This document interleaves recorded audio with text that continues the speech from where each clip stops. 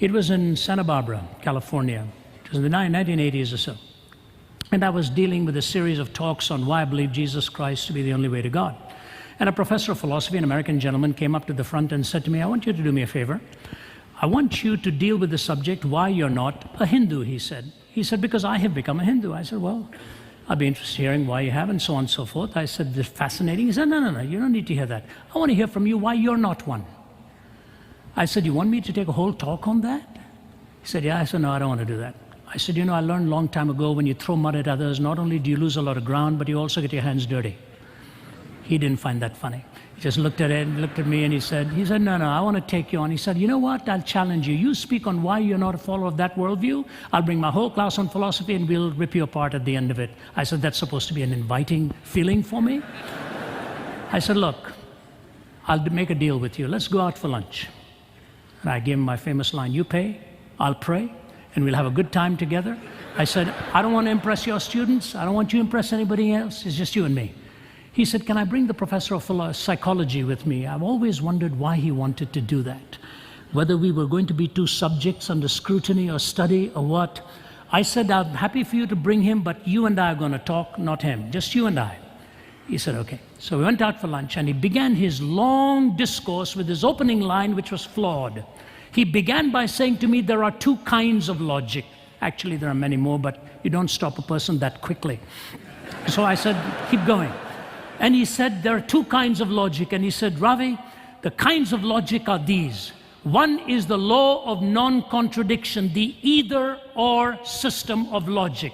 If an affirmation is made, an assertion is made, you say it is either this or that, not both of these. And he gave several illustrations on this. He said the problem with that either-or non-contradictory type of logical system is that it's a Western way of thinking. I said, no, it's not. He said, yes, it is. I said, no, it's not. He said, yes, it is. I said, no, it's not. He said, yes, it is. I said, keep moving on then.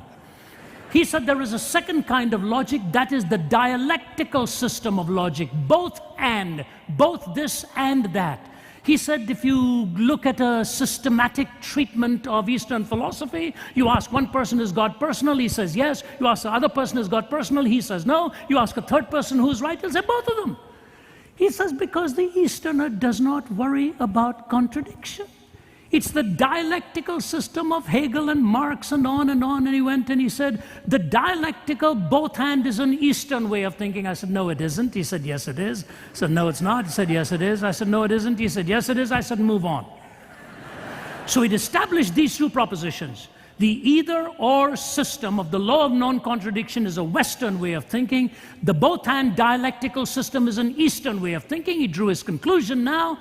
What you really need to do, Ravi, when you're studying Eastern philosophies, rather than saying that you've dismissed it because of systemic contradiction, is to say, but this is the way we think in the East, so it's okay.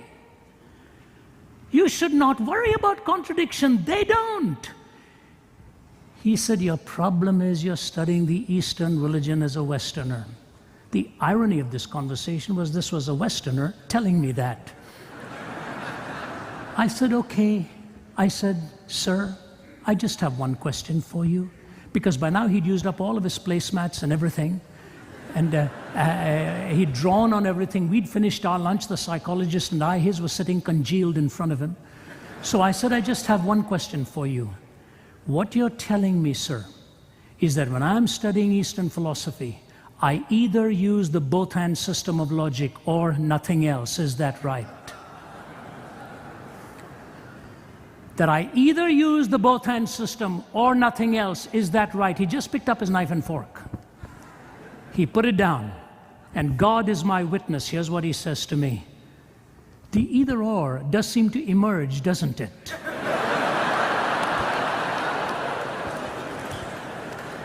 I said, sir, I've got some shocking news for you. Even in India, we look both ways before we cross the street. It is either the bus or me, not both of us. I said, and you've got your facts wrong. Shankara, the leading proponent of monism, of the Hindu kind, was an either-or believer. He believed in the law of non-contradiction. Gautama Buddha was born a Hindu. he rejected Hinduism and became and founded Buddhism because he subscribed to the law of non-contradiction. Muhammad very clearly subscribed to the law of non-contradiction. The question is whether those systems are true or not, standing up to their own tests by their own leading protagonists. I said, you know what? You spent the last hour using the law of non-contradiction with which to debunk it.